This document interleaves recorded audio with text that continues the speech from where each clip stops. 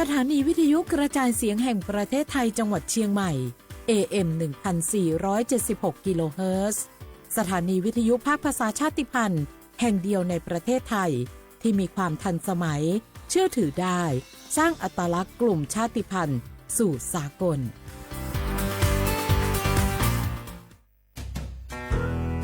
แม่คะทำไมเราต้องเคารพธงชาติและเปิดเพลงชาติไทยในเวลา 8 โมงเช้าและ 6 โมงเย็นล่ะคะก็เพราะว่าธงชาติและเพลงชาติไทยเป็นสัญลักษณ์ของความเป็นไทยให้เราภาคภูมิใจในความเป็นชาติและความเสียสละของบรรพบุรุษไทยไงล่ะค่ะฟังนะลูกชาติไทยเรามีการปกครองในระบอบประชาธิปไตยอันมีพระมหากษัตริย์ทรงเป็นประมุขมีศาสนาพุทธเป็นศาสนาประจำชาติเรามีวัฒนธรรมขนบธรรมเนียมและจารีตประเพณีที่เป็นเอกลักษณ์ประจำชาติของเราเองค่ะพ่อเพราะฉะนั้นนะลูกเราจงภูมิใจในความเป็นชาติและช่วยกันปกป้องรักษาชาติไทยเพื่อให้ลูกหลานเราได้อยู่อาศัยอย่างสงบสุขสืบไป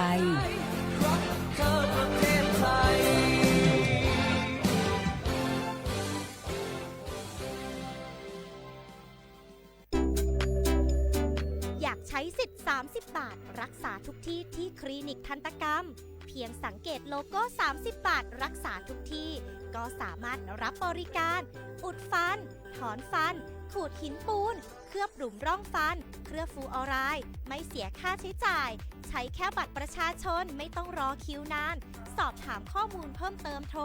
สายด่วนสปสช1330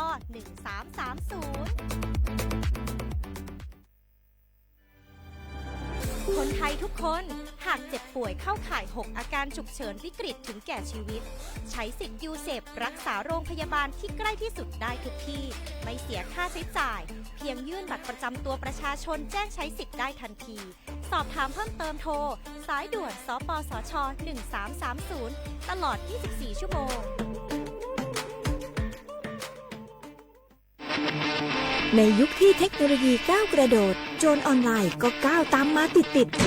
สื่อออนไลน์เปรียบเสมือนแหล่งข้อมูลชั้นดีของโจรออนไลน์เราควรใช้สื่อออนไลน์ด้วยความระมัดระวังและป้องกันตัวเองจากโจรออนไลน์ด้วยคาถา3อย่า 1. อย่าโหลดแอปจากแหล่งอื่นๆที่ไม่ใช่ App Store หรือ Play Store 2. อย่าแอดไลน์คนที่ไม่รู้จักหรืออ้างเป็นเจ้าหน้าที่หรือหน่วยงานต่างๆไม่ว่าจะเป็นจากรัฐหรือเอกชนและ 3. อย่าสแกนใบหน้าหรือให้ข้อมูลส่วนตัวในแอปที่ไม่รู้จักเด็ดขาดที่สำคัญควรท่องให้ขึ้นใจว่าธนาคารจะไม่แนบลิงก์ทุกประเภทผ่าน SMS และอีเมลรวมทั้งไม่ส่งลิงก์ขอข้อมูลสำคัญผ่านช่องทางโซเชียลมีเดียยกเว้นกรณีลูกค้าร้องขอด้วยตัวเองเท่านั้นด้วยความปรารถนาดีจากสำนักงานประชาสัมพันธ์ที่3กรมประชาสัมพันธ์เจ๊ขอนี่เร็วๆทางจังหวัดมันมีประกาศเตือนคนเฒ่ากับคนที่มีโรคประจำตัวบ่ให้ออกจากบ้านเพราะฝุ่น PM 2.5 เกินเกณฑ์มาตรฐานเกือบ300เลยนะเจ๊ไหนบ่ล่ะคือสุดๆเลยนี่แดงเถือกเลยถึงว่ากะรู้สึกบ่ดีมาหลายวันจะจ้ำกับบ่จ้ำจะไอกับบ่ไอโอ้ให้มาจามมาไอ้อย่างนี้นี่แล้วก็นั่นสาวๆยังบ่ใส่หน้ากากนี่ฝุ่นนักเน้อช่วงนี้นะเฮ้ยแก่นควันนะแก้วพอแล้วกันนะฝุ่นควันเต็มบ้านเต็มเมืองนักขนาดช่วงนี้แต่เพิ่นบอกว่าบางเตือกับปัจจัยคนไทยเผานะแต่อาจจะเป็นฝุ่นข้ามแดนควันไฟจากประเทศเพื่อนบ้านเขาบ่ได้มีมาตรการเหมือนบ้านเฮานะกะเอาอีบ่ปากันย้ายแผ่นดินไปไกลๆจากประเทศหมู่นี่เนี่ยได้อย่างอันก็ดีกะแก้วคณะตีรัฐบาลกำลังหามาตรการกับประเทศเพื่อนบ้านหมู่เฮาก็ต้องมีมาตรการในการป้องกันตัวเก่าคือปฏิบัติตามคำแนะนำของแพทย์เปิ้นว่าให้หลีกเลี่ยงการทำกิจกรรมนอกบ้านให้อยู่แต่ในบ้านที่ปิดประตูหน้าต่างให้มิดชิดหรือสวมใส่หน้ากากกันฝุ่นอันหยังประมาณนี้ก็จะช่วยได้ในระดับหนึ่งนะถ้าจะอันวันนี้เฮาแยกย้ายกันก่อนบ่ไปอู้กันในไลน์เอาอากาศดีๆก็มาเมากันใหม่แต่ไอ้แก้วปิดบ้านไผบ้านมันเตรียมให้พร้อมซ้อมให้ดีรู้วิธีป้องกันภัยปรารถนาดีจากสำนักงานประชาสัมพันธ์ที่3กรมประชาสัมพันธ์ค่ะ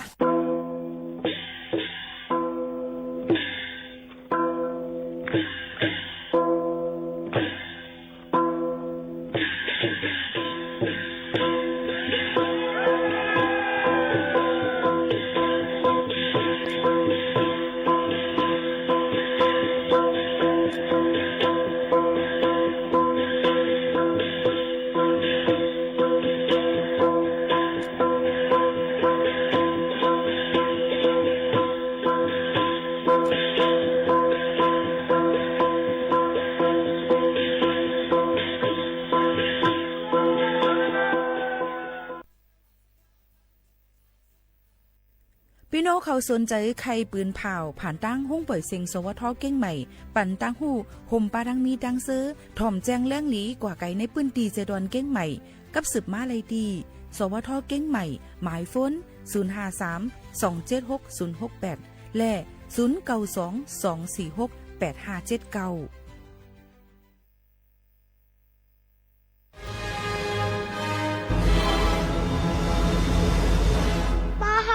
เป้ไหลใจเฮาจึงเหมือนเฮาอ่องเป้ไหลในโลกาในเยา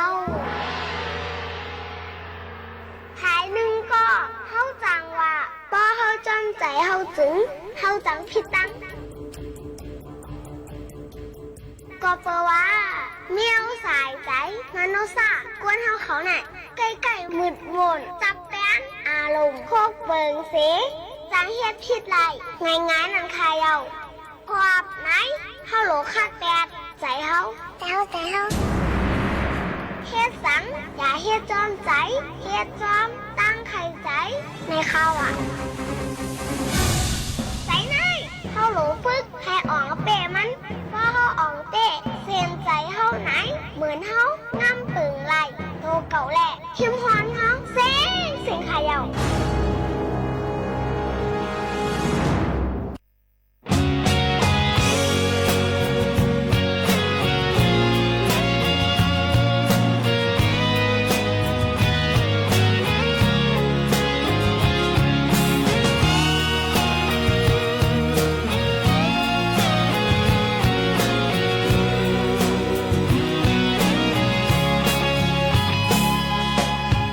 การเจอคือนัดหมา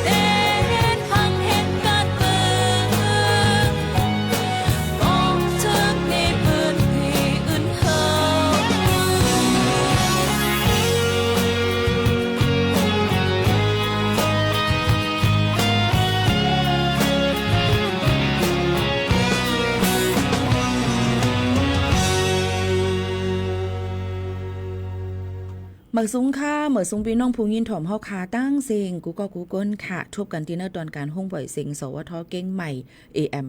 147กิโลเฮิรตซ์ปืนปล่อยเสียงกูวันพอถึงมาข่าวยาม 10 โมงถึง 11 โมงกลางเนื้อและกลางค่ำ1 วัน 2 ข่าวในนั่นค่ะมา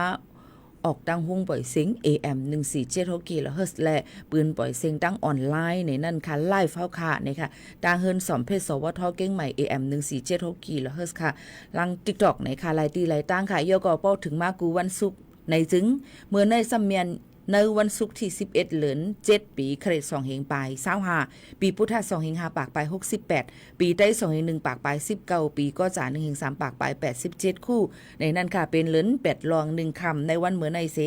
วันเข้าหว่าสาในนั้นค่ะตอนตาสังฆาเจ้าเขานั่นค่ะเนาะตอนน่ะเจ้าคือยำพุทธภาษาเขาเนี่ยก็เอามาฝากตอนถึงบ่แม่ปีน้องๆเขาอีกป้าดังกูวันศุกร์พอถึงมาข่าวยาม5 โมงปลาย10 นาทีต่อถึง 6 โมงกลางค่ำนั่นในจึงดีกว่าปืนปล่อยเสียงแทงกำ1ตีดังสวทลำปาง AM 549กิโลเฮิรตซ์ในนั่นค่ะพี่น้องเขาตีสวทเพื่อการเรียนรู้และเตือนภัยภาคเหนือในนั่นค่ะสังว่าพี่น้องเขาเลยถ่อมอำนั้นก็ใครโฮมโมนใครเลยซื้อยืดเปิ้นแจกปันพี่น้องเขาฟรีๆก้อยกับพี่น้องเขาได้เลยกับสืบกว่านั่นค่ะเนาะกว่าไล่ไหนค่ะกว่าอุปโอดีสถานีวิทยุกระจายเสียงแห่งประเทศไทยเพื่อการเรียนรู้และเตือนภัยภาคเหนือกันไล่ตี AM 549ในนั่นค่ะก็ลาดว่าถ่อมอยู่ที่ AM 1476ที่ปีโมคาโนนเสหมอกลาดว่าเฮาค่ะก็เป็นแฟนคลับเป็น FC ถ่อมอยู่นั่นค่ะเกี่ยวกับลองข่าวเงาลองฟิงฟ้าราศีหมอกลัดถึงลองเพกจิมเจอในนั่นค่ะพี่น้องเขาในก่อกับสืบก่อไล่ตี AM 549ในนั่นค่ะ054-019-844 ในไรเหมือนกันในนั่นค่ะพี่น้องเขาอันนี้ก็เอามาฝากเตือนถึงพี่น้องเขากูก็กูก้นเจ้าหนังไหนค่ะออนตั้งในตอนที่1เฮาค่ะในค่ะเฮาค่ะมาตัวนี่นั่นค่ะเกี่ยวกับไปลองข่าวเงาฟิงฟ้าราศีนั่นค่ะเนาะเปิ้นก็ฝากฟังไว้ปานในค่ะในโจกาวงวางในวันที่10ต่อถึงวันที่13เนี่ยค่ะวันที่10 11 12 13ต่อถึงเดือน7 2เฮงปลาย25ในจึงภายตั้ง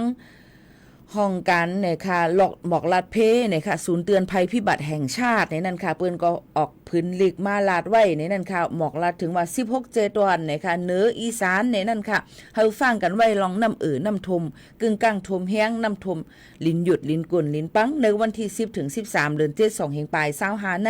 นนั่นค่ะโยก็อองตีกูหลายๆตีนั่นเนี่ยก็หลูเลยฟังกันไว้จ้อมในนั่นค่ะพี่น้องเขาก็เปิ้นนั่นแหละพี่น้องเขาหลูเลยฟังกันไว้นั่นค่ะเนาะเมื่อหนังตั้งปอดห้องจึงไทยในก็ได้เป็นแม่ฮ่องสอนเก้งใหม่เก้งไฮลำปูนลำปางพะเยาเมืองแพร่เมืองน่านอุตรดิตถ์และสุโขทัยในนั่นค่ะว่าเป็นตั้งภาคตะวันออกเฉียงเหนือในนั่นค่ะเนาะพี่น้องเขาค่ะก็จะมี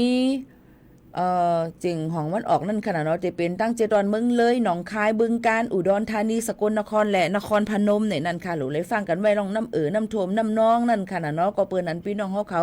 อยู่ในตีหิมเลยเสอำว่าหลูเลยถ่อมข่าวเงากันให้คึดตันหนังหือป้อเดเฮกังไหลในข่าวตั้ง24โจมองนั่นเนี่ยนั่นค่ะโยก็บ่แม่พี่น้องเขาในก็หลูเลยถ่อมด้วยข่าวเงาเสอำก็ห่างแฮนกันไว้ตอนแต่ที่หับมือลองเพกึ่งกลางอันจังเกิดขึ้นมีมาไลในนั่นค่ะพี่น้องเขาลองตั้งเจอในก็ลองน้ำน้ำทมน้ำน้องจำเจ้าในพี่น้องเขาหลูเลยฟังกันไว้จ้าเจออันอยู่จอมน้ำปางหลายจำเจ้าในก็ยังตึกถูกดีเลยไว้ฟังกันอยู่เหมือนกันยกวันเมืองใต้เฮาค่ะหลายตีหลายตั้งก็หลูฟังกันไว้เหมือนกันนะคะย้อนปูว่าข้าวฝนค่ะเนาะบางทีก็เตตกน้ำบางทีก็เตตกอ่ำป้อน้ำบางทีก็เตมีลินหยดลินกลนปังบางทีก็เตเป็นน้ำทมน้ำน้องไหลลองตั้งเจ้าในฝากฟังไว้ปันกูก็กูก้นตั้งมดตั้งเซ็งเกี่ยวกับเลยลองข่าวเงาฟิงฟ้าราศีในนั่นค่ะเอามาฝากตอนถึงกันกูก็กูก้นตั้งมดตั้งเซ็งให้เลยยินถ่อมจ้อมกันเจ้าหนังไหนค่ะพี่น้องเขาค่ะเอาค่ะเขาค่ะก็มาลัดปันเปาไม่พี่น้องเขาเจ้าหนังไหนเกี่ยวกับรองข่าวเงาเนี่ยนั่นค่ะเนาะหลายตีหลายตั้งนั่นค่ะมันก็เตะเข้ามาตั้งเมืองโฮมตูมเมียนมาหลายตีหลายตั้งก็เตเป็นน้ำท่วมน้ำน้องเหมือนกันพี่น้องเขาก็หลูเลยไว้ฟังกันในนั่นค่ะกู300,000เปิงย่อก็ย้ำพองแต่เหลวเปิ้นก็เตมีข้อความส่งเซลบอดแคทในนั้นค่ะตอนตัดได้มาดังมือถือโฟงเฮาค่ะป้ออยู่ดังเมืองจึงไทยค่ะก็เนาะอันนี้กำพี่น้องเขาได้ว่าเฮาค่ะเนี่ยมันดำอ่ำห้องล่ะทำแต่ว่าในเที่ยงมือกะป่นมามือหลืนป่นมานั่นเนี่ยก็เปิ้นก็ห่างแฮนกันไว้เกี่ยวกับไปลองหมังอองตีก้วยหมังตีก็เตมีนั่นค่ะนะก้วยกะเฮาพูดอะไรว่าเพราะว่าเป็นเพกึ่งกลางฮะเป็นเพแผ่นดินไว้อิงสันจำเจอในเปิ้นก็เตมีข้อความสูงมาปานในฟงยก็ฟงเฮาคาพอเปิดเสียงมันก็ได้บ่ตืด ตื้อจังไหนค่ะเฮาค่ะหลูเลยฟังกันไว้นั่นค่ะย้อนบ่ว่าเพมือแผ่นดินไหวป่นมาเฮ็ดให้มีหลองลู่ซุ่มตั้งนำตั้งหลายๆตีหลายตั้งเอามาได้เป็นเมืองห่มตุ่มเมียนมาเอามาได้เป็นตั้งเมืองไทยหลายๆตีค่ะเนาะยอก็ย่ำพ้องแต่เหลียวก็เพต่างซึ่งเมืองก็ได้เป็นเพไผไม้ป่าเถินไม้แห้งป่นตีแหนเพียวเพน้ำน้ำท่วมน้ำน้องเจ็มเจ้าในค่ะลินหยดดินกวนดินปังเจ็มเจ้าในก็มีก็เปิ้นอันไหลเพในค่ะไก่เพก็หลูเลยแวเพเฮาค่ะเฮาผู้ไว้ยอก็ลอกลายตองดาที่แกลิดมันนั่นในก็มันก็เดลีหรือเสเปิ้นในค่ะพี่น้องเขาก็มาฝากตอนทุกถึงพอแม่ปีๆน้องๆเขาให้เลยยินถ่อมต้อมกันเจ้าหนังไหนค่ะอ๋อพี่น้องเขาค่ะพี่น้องเขายันเพลงความกันเข้ามา1โหในค่ะเนาะเพลงความฮักอ่ำมีมากมายดังใจค่ะเดี๋ยวข้าจะหาเปิดปันคณะแต่เร็วในหาไปคันมีตีไรก่อนมีตีเลยก่อนมีตีเลยในสืบถอมจ้ำกันก่อนค่ะฮักอ่ำมีมากมาย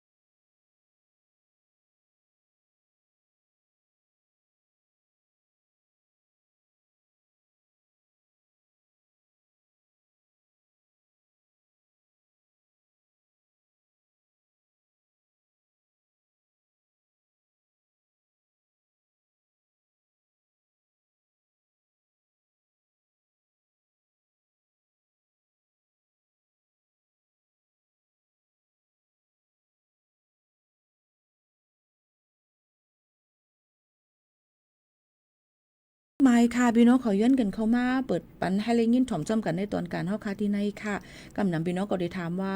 จัดรายการอยู่ไว้ดีเลยค่ะอยู่ไว้ดีห้องปล่อยเสียงเก้งใหม่ AM 147กิโลเฮิรตซ์ค่ะย่อก็กูวันศุกร์เด็กกว่าปืนปล่อยเสียงรีรันกว่าแทงตีดังสวทลำปาง AM 549กิโลเฮิรตซ์ข้าวยาม5โมงไป10 นาทีดอดถึง6 โมงจึงหนังไหนค่ะพี่น้องเขาอันนี้ก็เอามาฝากตวนตัวถึงปอแม่ปีน้องๆเขาให้เลยยินถ่อมจ้ำกันจึงหนังไหนค่ะพี่น้องเขาค่ะ แทงรองนึงในวันมื้อในก็ยังถือเป็นวันลือการค่ะพี่น้องเขาเมื่อวันที่10 11 12 13ติเป็นวันลือการค่ะเนาะติเป็นวันลือการตอนดาก้นอันเหตุการณ์หาบการคุ้นค่ะคุณเมืองเขานั่นในค่ะก็เปิ้นนั้นอองตีหลายๆตีเปิ้นก็กึดลือกึดย่างกันหรือสิว่าบ่เปิ้นไล่ฮับปุนพรว่าเมื่อในอำได้ลือนะติเหตุการณ์เหมือนหนังเฮาในค่ะเนาะก็เลยมาอยู่เหตุการณ์จังหนังไหนเย้าจังหนังไหนค่ะพี่น้องเขา10 11 12 13วันลือแล้วก็26 27 28เป็นวันลือแทงกำนึงค่ะพี่น้องเขาได้เป็นวันลือหึง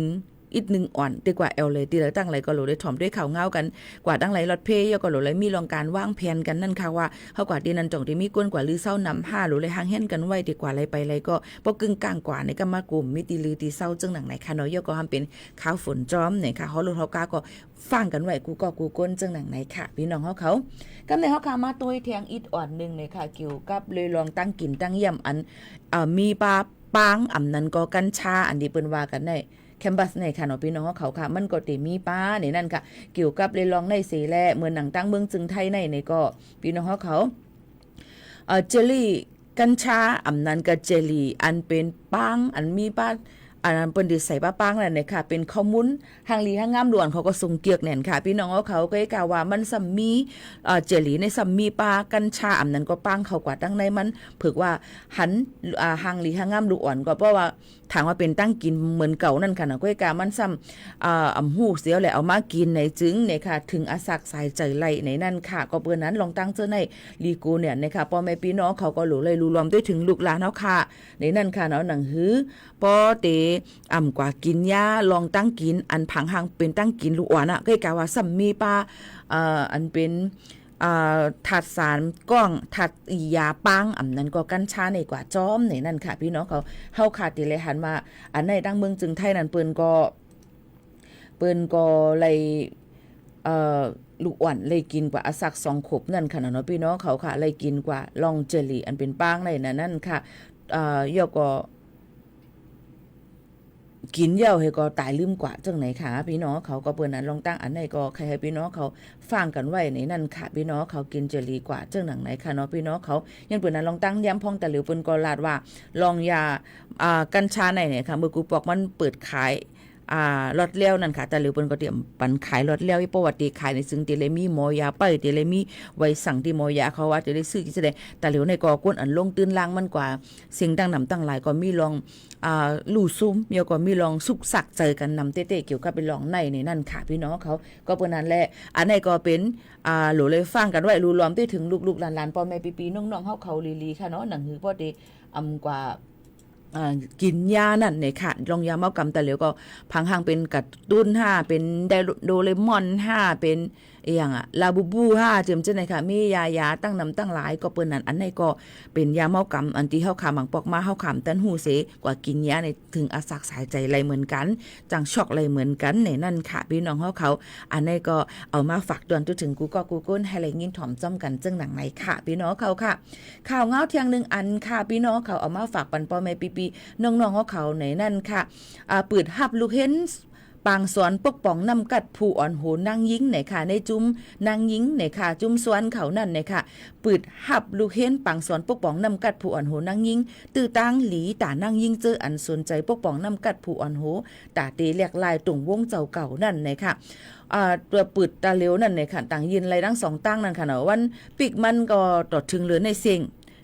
แต่เหลวเนี่ยก็ยังตึกเปิดไว้อยู่นะคะเนาะเปิดฮับลงเส้นใส่หมายอยู่นะคะแต่ยืนในทั้ง2ตั้งในนั่นค่ะพี่น้องเขาเอามาได้เป็นไผ่ม่านไผ่ใต้ในนั่นค่ะเนาะพี่น้องเขาค่ะในก็ที่ภายดังจุ้ม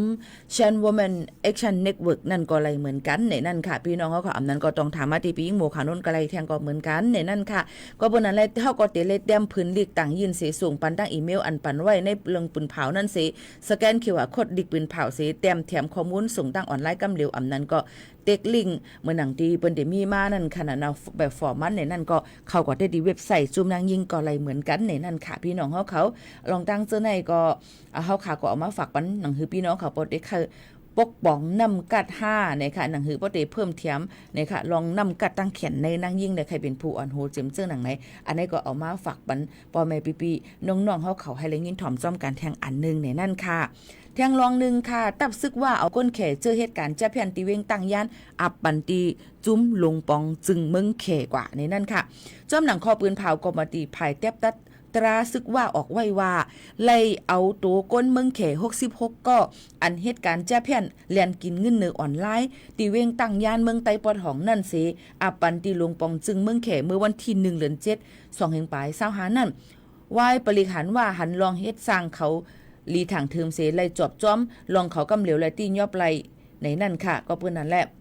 ยังพองแต่หลิววานเฮาเมืองเฮาก็ยังตึกมีแทงตั้งนำตั้งหลายในนั่นค่ะเกี่ยวกับไปลองจุ่มอันเป็นจ้าแผ่นในมาหยอกเหรียญกินเงินเฮาคานั่นค่ะนะเนาะยก็เมื่อหนังตีเว้งไล่คาก็ตึกมีอยู่ต่อถึงแต่หลิวน่ะอย่าว่าตีหายไปมีจุ่มยิบกองกลางเขาไปเอาห่มลมแทงลูกก่อนในนั่นค่ะก็เตมีมาหลายตีหลายตั้งเหมือนหนังก้นดังเมืองเขเมืองเวียดนามเมืองลาวเขาเจ้าในนาการเขาเตไลเพราะว่าเหรียญนึงก็ใน1วันไฮไลท์1ปากแสนว่าไหนค่ะพี่น้องเขาค่ะป้ออ่ำเรียนไรก็ย่าป้อย่าแหมเจียมจึงหนังไหนค่ะยันเปิดจุ่มจ้าแผ่นเสคันกุ่นก็ขึ้นเจ้าก้นก้ากุ่นกำพองมักมีจอมเขาเต้ปักเจอขายปันเขาย้อนว่าอ่ำเลยขายย่อย1ปอกในเขาได้ขายเป็นก้าลงขายเมาลุ่มเอานั่นค่ะนะเนาะจึงไหนกำเร็วในนั่นค่ะก็เปิ้นในวานเฮาเมืองเฮาย่ำพองแต่เร็วอีกปาดังเมืองไทยและจอมเหรียญลินเจียมเจ้าในก็มีก้นหยอกเหรียญกินเนื้อออนไลน์ตั้งนำตั้งหลายหรือเลยฟังกันไว้ลองหลอกเหรียญกินกันได้ยิ่งหมู่เขานู่นก็หยาเตี้ยก็ค่ะพี่น้องเขาค่ะมีขอความเหมือนว่าเขาค่ะเป็นสมาชิกในเสียงโฮงจักน้ำมันเนี่ย1อันในค่ะแล้วเนาะตั้งเมืองจึงไทยเพราะเขากัดเติมน้ำมันเพิ่นก็ได้ถามมีบัตรสมาชิกไหมครับเฮ็ดไหนเพิ่นเฮาก็ได้รัดว่าปึกะเฮาก็ได้ไล่เฮาก็ได้มีมาว่าเฮาได้ไล่มาดมันก็คือเฮาก็ขึ้นกับแลกเป็นน้ำมันใส่กามาจอมกามันไหลจังไหนดองใจค่ะกำไหนมันก็มีข้อความส่งมามีบ้านลิงเห็นว่าคะแนนสูในไว้ปั๊มน้ำมันสูนั่นน่ะมันเต็มหมดอายุให้แลกโคตรโคของขวัญเจ้าในไรเนี่ยค่ะว่าเผื่อก็ไม่ถามด้วยคนที่เห็นว่ามันเจอในปีนี่ค่ะว่ามันหยอกเลียนกาคันกันในมันได้ขนาดก้อยจังหนังไหนค่ะย้อนเพิ่นนั้นเลยอย่าไปลาลี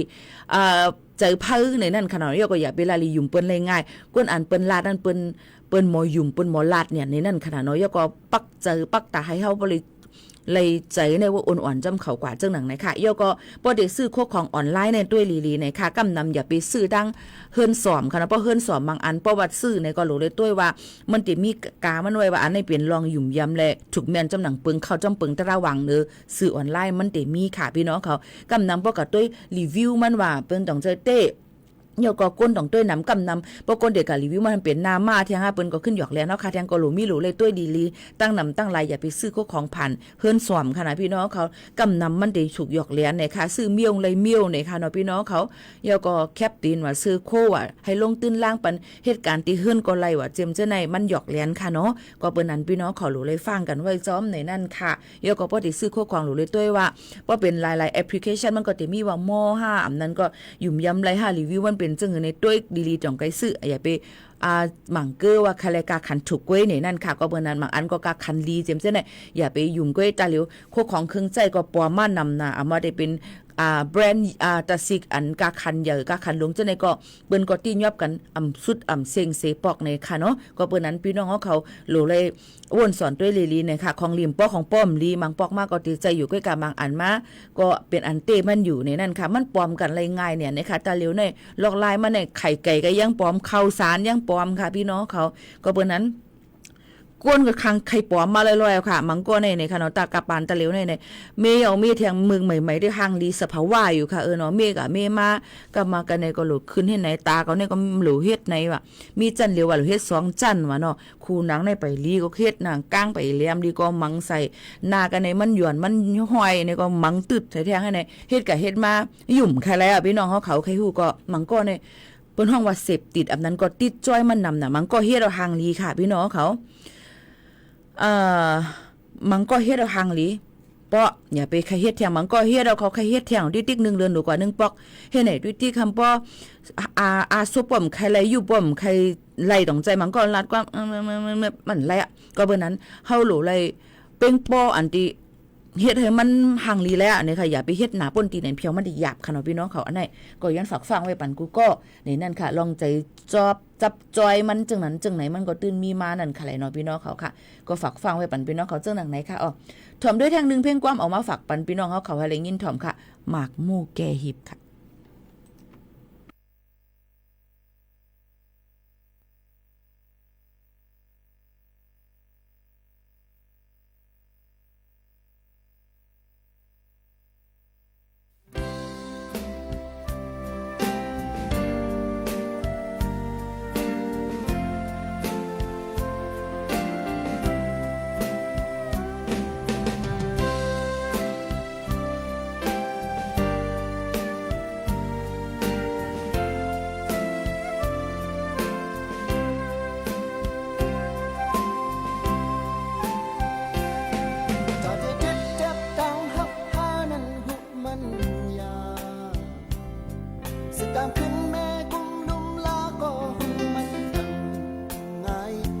ดังเฮา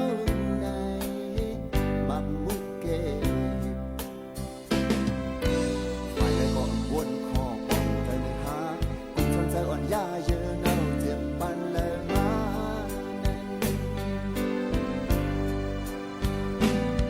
ย้อนใจแบบตัดอันลืมแต่ไหล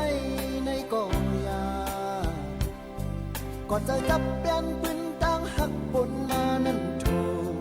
สายดึงมีน้ำตาอำลืมเลยนาดีใจอ่อนจุดเฮยผ่านอย่างกันกุยอำพันเพออ่อนสิบเฮยยืนจำกันโดยเสีย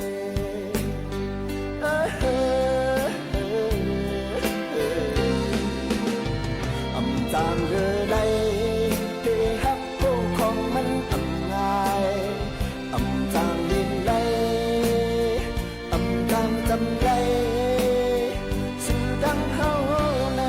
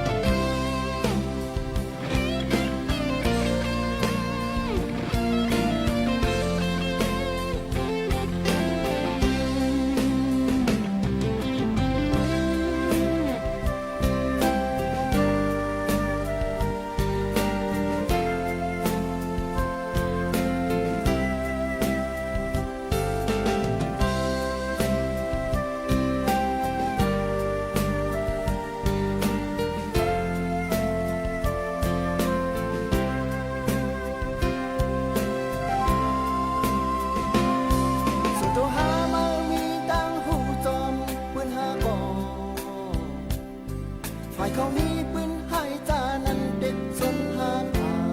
ดกันไล่จนไล่ยามอำวนคอมันวันอวดนับคือสอนดูเขาโดยทางไม่โมอยู่ในน้องแห่งดีตั้งที่โก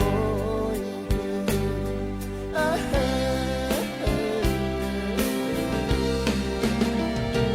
จางเดินไล่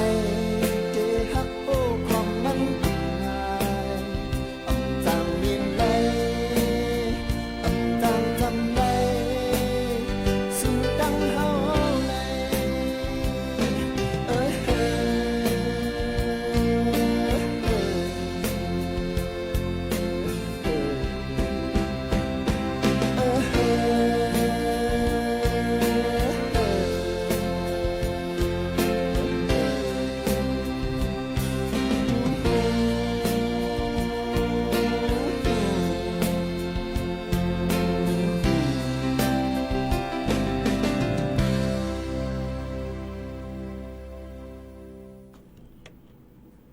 อ๋อค่ะยินชมค่ะโนใจเนี่ยค่ะเฮือนสอมค่ะว่าฝนตกกูวันอยู่5ปีเมืองไทยอยู่เมืองเขเซทอมอยู่ค่ะ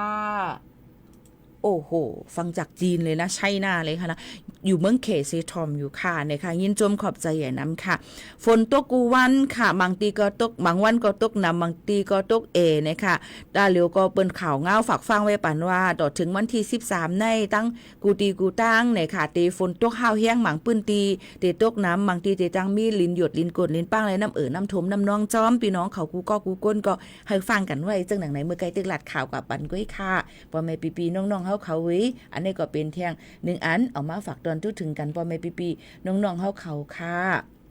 ย้อนเปิ้นนั่นแหละเฮาค่ะกูก็หลูเลยฟังกันไว้นั่นค่ะนะเนาะลองตั้งเจอในไก่เพก็หลูเลยไว้เพกันในนั่นค่ะข้าวฝนในตีให้หามันก็อำไรค่ะป้อไม่ค่ะว่าเมื่อไรผลเตตกบ่ผลตกว่าเมื่อไรผลเตเหิดในลองตั้งอันเฮาค่ะใครใครเป็นให้มันเปียงป้องเหมือนหนังกลางเจอทั้งหมดทั้งสิ้นมันก็เต็มเป็นกว่าไรเฮาค่ะหลูเลยอยู่ให้ไรก็เฮาค่ะที่อยู่จ้อมกันในตรงวงกลมเลยวันนึงแล้ววันนึงกว่าไรหลอดกว่าซึ่งหื้อนี่ค่ะอ๋อย่อก็ย่ำพ้องแต่เหลียวนี่ค่ะศาสนาก็ตกครึ่งกลางมายาวนี่นั่นค่ะเนาะบ่แม่ปีๆน้องๆเฮาเขาค่ะ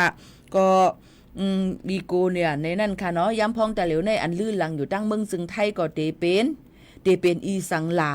เตเป็นสังขาเจ้าเฮาเขานั่นเนี่ยค่ะก็ตกล็อกนั่งยิงเสในนั่นค่ะ นั่งยิงในก็เลยกว่าเฮ็ดหมายไว้ค่ะว่าเกี่ยงกันแล้ววัดกันแล้วแต่มีสังขาเจ้าอันมีเงินนำเหี่ยวก็ติหยอกเรียนไรง่ายมันนางในเปิ้นชื่อห้องว่าสีกากอบเนี่ยนั่นค่ะสีกาก็บอกว่าเหมือนจึงว่าอันก้นอันเหตุการณ์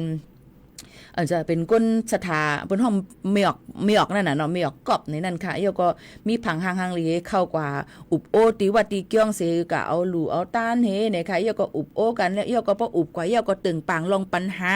ลองนาเฮือนแต่เย่ลองจัดปานตัวเจ้าเก่าถูกลีและเฮ็ดซึ่งหือเหี่ยวก็กะเหตุการณ์กู้สู่เกี่ยงนึงเหี่ยวเกี่ยงนึงเฮ็ดไหนเหี่ยวก็หมุนเจ้าสังขาเจ้าเขานั่นก็เลยอุบกุมกันนี่มันก็ขึ้นอุบตั้งลายเห็นว่ามีลองโฮมห้อมสองกันเกิดขึ้นมากิเลสตัณหาก็เกิดขึ้นมาอะไรนั่นค่ะพี่น้องเขาเหี่ยวก็ตกล็อกมันเห็นไปน่ะนั่งนั่นก็เก็บเอาหลักฐานไว้ตั้งหมดในมีเป็นหมื่นปลายค่ะว่าคลิปวิดีโอมันค่ะพี่น้องเขาค่ะเหี่ยวก็เพราะว่ามีกะโฮมมีลองโฮมกะมาโฮมห้อมสองกันเย่าในค่ะเนาะจอมสังขาเจ้านั่นเฮเหี่ยวก็แม่มันนางก็ว่าส่งเงินมาปั่นเฮากะนายแล้วบ่สุ่มปั่นเงินเฮามากะนายในสู่เดเฮาได้เอาคลิปวิดีโอสู่ในเปิดเนบันเปื้อนหน้าเจ้าหนังในเสยอกเรียนมามังก็มีลูกป้าจอมเนี่ยนะมีลูกโฮมห้อมกันมังก็กะมันนางก็หยอกเรียนว่าให้เกียงว่ามันต้องให้เนี่ยเอาหยอกเรียนเอาเงินเปิ้นมาแต่เหลวในสังขาเจ้าหลายๆองตี14-15วัดเกียงในเนี่ยค่ะเปิ้นก็ถักลงเกียงมาเย่าเนี่ยค่ะเย่าก็ยังมีเทียงหลายตีหลายตั้งมันนั่งในอยู่เป็นก้นดังเจดอนพิจิตรเมืองไทยเนี่ยค่ะนะพี่น้องเขาก็หยอกเรียนหลายๆตีหลายๆตั้งค่ะก็เปิ้นอันในอันลื่นหลังอยู่ย่ำพ่องแต่เหลวในก็กอล์ฟอันว่านั่นค่ะสีกากอบนี่นั่นค่ะดังเมืองจึงไทยค่ะเนาะย้อนเปิ้นนั่นแหละอย่าถามค่ะว่ามังปอกมังไหลมาในกะวัดกะเกียง5เนี่ยค่ะวัดเกียงเหลียวศาสนาเหลียวมังปอกมาโกนเฮาขาในขยอลีกูเจอหรือเสเปิ้นในย้อนเปิ้นนั่นแหละวันเฮาเมืองเฮาก็หลูเลยฟังกันไว้ในนั่นค่ะเนาะลองลอกไล่ขึงปองให้สร้างนั่นในนั่นค่ะเนาะพอลัดมาเนี่ยก็จะดังหมดดังเสียงหนังเก่าจะเจออันเป็นก้นหลีมีเมตตาเหตุการณ์เข้าถึงในสังขาพุทธพระเป็นเจ้าเฮาคาก็มีน้ำนั่นค่ะเนาะก็บ่นั่นอย่าไปเอาลองตั้งมาเสก็ให้มาเฮ็ดลองลู่ซุ่มจังไหนแทงนั่นค่ะมันหลีไม่เจอจังค่ะตะวันเฮาเมืองเฮานั่นจ้อมนี่ค่ะหรือสังหนาการแต่เร็วกะเฮ็ดเปิ้นยอบกะเฮ็ดซึกเนี่ยก็ตุกค่าเนี่ยเนาะเพราะว่ากะเฮ็ดสังขาเจ้าเฮ็ดที่เกี้ยงเนี่ยก็มันก็ติง่ายอีกนึงที่สุดมันก็อึบนั่นน่ะลัดซื่อๆนั่นขนาดไหนเฮาก็เพราะว่ามีมาเปิ้นก็รู้ก็ต้านมาศรัทธาจังจังไหนมากำพองค่ะกันเนาะอันในอีหมู่ขนนลัดมันก็เตมีมาเกิดปัญหาจังไหนเมื่อหลายเดือนป่นมาก็มีเกี่ยวกับไปลองการเล่นการต่อรองออนไลน์เดี๋ยวก็ส่งปันนั่งยิ่งเถียงดองใจค่ะกำในก็มีมาเถียงเอาลื่นหลังเมืองไทยเปิ้นห้องว่าแครอทในค่ะว่าโหปึกโหปึกสีแครอทก็โหใช้เท้านั่นโหปึกสีหมักจอกนั่นค่ะในตะเลวลื่นหลังเนี่ยนั่นค่ะเนาะเดี๋ยวก็เปิ้นดึกสืบจ้อมหาดีกว่าที่มามันเสียมีเผอเข้าอิ่วจอมอยู่จอมในหลองตั้งตกล็อกนางในแทงในค่ะก้าค่ะเลอเสในมาก็ย้อมกันค่ะเนาะตั้งเมืองเขก็มีมาในแทงมีมาแทงก็1อันเป็นก้นเปิ้นห้องว่าก้นภูแม่นี่แหละเฮารัดง่ายๆก้นภูแม่ในนั่นค่ะก้นคูแม่ผู้ใจอาสัก38เนี่ยค่ะใส่โคนุงตั้งไว้เป็นนั่งยิ่งเสนะคะหยอกเลียนเอาผู้ใจย่อมเลอเส1ปักย่อมเลอเสเฮงปลายค่ะเนาะพี่น้องเขาค่ะมาโฮมห้อม2ทีในห้องมันนางห้องมันใจนี่แหละเป็นห้องมันเจ๊หงนี่นั่นค่ะซิสเตอร์ฮงในนั่นค่ะพี่น้องเขาลองตั้งอันไหนนั่นค่ะก้นเขตก็ได้ฮู้จักนันจิงหงเจียในนั่นค่ะอันนั้นก็เจ้หงแห่งนานกิ่งในนั่นค่ะเป็นก้นใจอาศัก38ปีในนั่นค่ะพี่น้องเขาก็ใจจัดปานใส่โคอันปลอมใส่อันคนโหอันตู้อันปลอมเฮเนี่ยค่ะใส่สู้โคนงเป็นนั่งยิ่งเสเฮ็ดเสียงเหมือนนั่งยิ่งเสก็ห้องก้นใจมาห่มห้อม2จอมติห้องเยอะก็กำไรก็ก้นใจสิเลยเสียงกามันค่ะนะก้วยกาว่าปอติมาห่มห้อม2จอมนั่นในค่ะเนาะมันนางก็ติเลยว่าเอาอันโคกของติดไม้ติดมือมาตั้งกินดังยำมาปั่นจอมนั่นได้ว่ามาตัวหลายๆก้วยนี่นั่นค่ะเยอะก็มันนางก็ตั้งกล่องถ่ายไว้เห็นหลักถ่ายคลิปก้นใจกูก็อันมันนางเลยห่มรับนอนจอมนั่นแทงเยอะก็เป็นตีลื่นหลังเยอะก็ย่ำพ่องแต่เหลียวดังเมืองเขเปิ้นก็เอาตามตั้งพิษมันใจภูเมในกว่าเจหงอันว่าในกว่าเยาในนั่นค่ะเยอะก็ลื่นชุดเปิ้นกับกด7ด้วยว่าก้นใจตา3ก็อันยำกว่าห่มรับนอนห่มหอม2จอมเจหงอันเป็นภูเมในค่ะเนาะติด เจอ HIV AIDS กายเย้าในนั่นค่ะพี่น้องเขา3เกาะในนั่นค่ะเนาะย้อนเปิ้นนั้นอำฮู้ว่าก้นสงเกียกจะในอำฮู้เตหาพี่หมูก็วนอำฮู้เตหาว่ามันเป็นก้นใจอำนั้นก็สงเกียกลองโฮมห้อม2อันเปียกปึงกันหือจังไหนก็ดีต่างมีไหลนั่นค่ะเนาะเป็นเฮงปลายพี่น้องเขาวนด้วยค่ะลูกลีกูเนี่ยในค่ะเราจัดการตาเหลวในลีกูนั่นอำล่ามเลยใจก้นไหลค่ะพี่น้องเขาตาเหลวในหลูเลยฟังกันว่ากูสำแสนเปิงเอาค่ะเนาะข่าวก็มีมากูสำแสนเปิงเอาค่ะตาเหลวในเอาหลูเลยฟังกันว่ากูก้นนั่นค่ะเนาะก็มาฝากไว้ปันพี่น้องเขาเจ้าหนังในค่ะถ่อมได้เพียงความมันหูถูกใจ1หูกันกว่าในค่ะเพียงความอันนี้ย้อนกันเข้ามาหึงเย้าในค่ะเนาะพี่น้องเขาค่ะกลางใจก็ลูกพื้นในค่ะสืบถ่อมค่ะก็กลายเป็นผู้หญิงห้องค่ะเนาะนางน้องนวลห้องไว้ค่ะ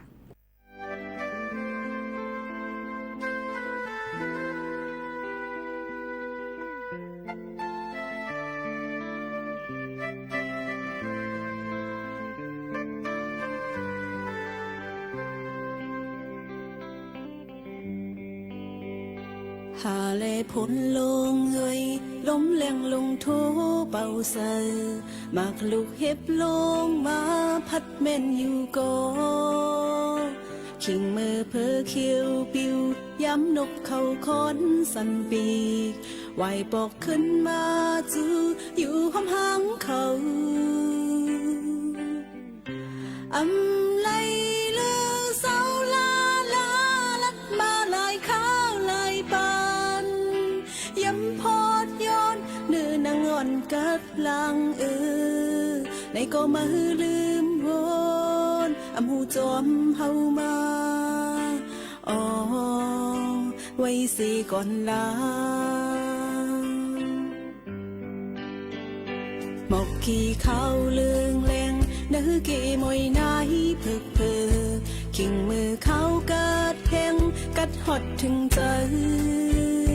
หมอกกุมอุ้ยอ้อยตันนายย่อยปิวลงสุ่มเจอขิงเป็นเสือนอนหลับอำในลาฝันอำจางอำค้างจูไฟกัดปอหลังเจ็บถึงเจอมึงมืดโมผ้าเขียวอำต้นเลยหันไอ้ก็มาลืมโวนอำหูจอมเฮามาไว้สิก่อนลา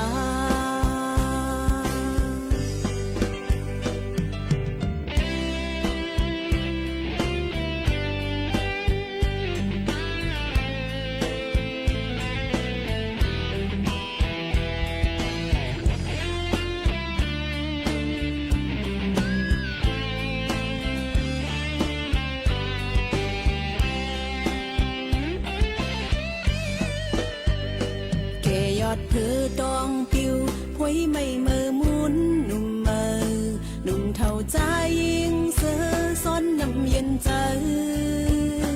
แดดไม่แข็งลงเกน้ำไหลปอถัดกว่าเหือไหลซึมย้ำมาติบไม่ออกใจ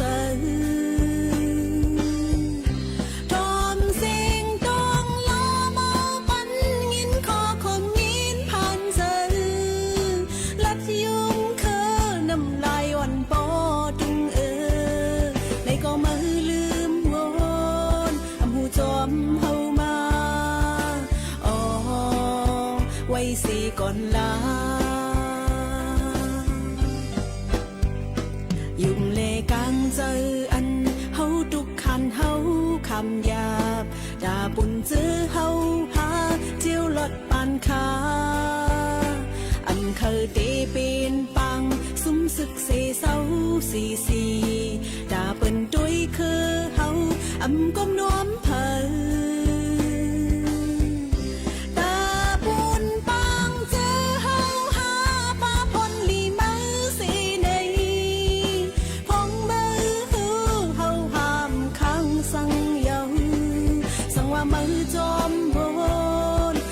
มือจมหูหันเจออยู่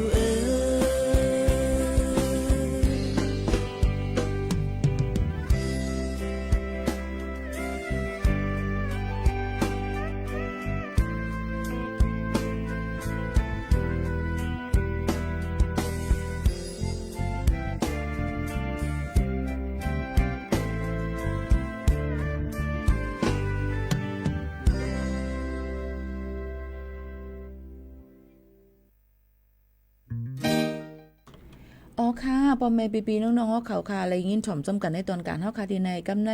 เป็นตอนลื่นสุดในตอนการเฮาค่ะตีในเย้าค่ะพ่อแม่ปีๆน้องๆเฮาเขาขอบใจถึงกูก็ที่เอาเข้ายามมีกาขันมาถ่อมจำกันในตอนการเฮาค่ะและพี่น้องเขาอันถ่อมโดยดังไลฟ์ตีดัง AM 549เนี่ยค่ะสบทเพื่อการเรียนรู้และศูนย์เตือนภัยภาคเหนือเนี่ยค่ะตั้ง7วันลำปางกว่าออกปืนปล่อยเสียงแทงกำ1ข้าวยาม5:00 นไป10 นาทีถึง6 โมงกูวันศุกร์ในตอนการที่ในเนี่ยค่ะพี่น้องเขาค่ะอยู่เป็นก็เสียจำกันที่ในมากก็ข้าวหึงเหย้าเนี่ยค่ะเนาะมื้อในก็ฝากฟังไว้ปันเที่ยงกำนึงค่ะพี่น้องเฮาเขาค่ะเกี่ยวกับลอยลองฝนล้มๆในนั่นค่ะเนาะพี่น้องเฮาเขาค่ะต่อถึงวันที่13น้ำน้ำท่วมน้ำนองเดี๋ยวจังมีมาแทงในนั่นค่ะยก็มือผูกวันเสาร์อาทิตย์เป็นวันลือมังก็ได้อ่ำลือจึงหือกอลีค่ะลือลำด้วยถึงป้ายอยู่ลีให้อยู่ไกลห่างตั้งเป็นกูสำแซนปึงกันกูก็กูก้นให้รถเพ่เขียนกันกูก็กูก้นค่ะตอนดาวันมือในขาวยิ่งโมขาวนู้นผาดยันปอแม่ปีน้องๆเฮาเขาเมื่อกว่าก่อนส่งขึ้นมาโฮมมาทุบจอมปอแม่ปีน้องๆเฮาเขาแทงข้าวยาม10 ถึง 11 โมงกลางในกลางค่ำค่ะเนาะยก็จอมเสียนตาสายตั้งยามพองแต่เหลียวมังตีเปิ้นก็เตเมไว้มังตีเปิ้นก็เตลูกเป็นอุ้งเป็นหมอไว้ในก็หลูเลยฟังกันไว้ค่ะเนาะลองกว่ามาไปยก็บ่เป็นวันเฮาเมืองเฮาลองห่มลมลองลดแล้วอ่ำป้อเตรียมทนลองห่มลมก็ว่าอ่ำป้อมีถึงตีนั่นแหละและให้พี่น้องเขานั้นฟังกันไว้ในนั่นค่ะอย่าไปกว่าเลยก็เลี้ยวค่ะเนาะกูจังเป็นเพกนหลักจนหลักขุดจุดจันกว่าเนี่ยค่ะยก็โคกของอุกจ่าปิกซี่อเมริกาคันใหญ่ก็หลูเลยฟังกันไว้จอมเจิมเจอหนังในเอามาฝากปันพี่น้องเขาค่ะผาดอันเมื่อรังเพียงกว่ามันโหถูกใจกันกว่าจ่องขึ้นทบกันเที่ยงข้าวยาม10 โมงถึง 11 โมงกลางในกลางค่ำค่ะเมื่อในควันหักในค่ะแสนเปียงห้องไว้เสผัดยันพี่น้องของมื้อกวันค่ะเหมือสูงค่ะ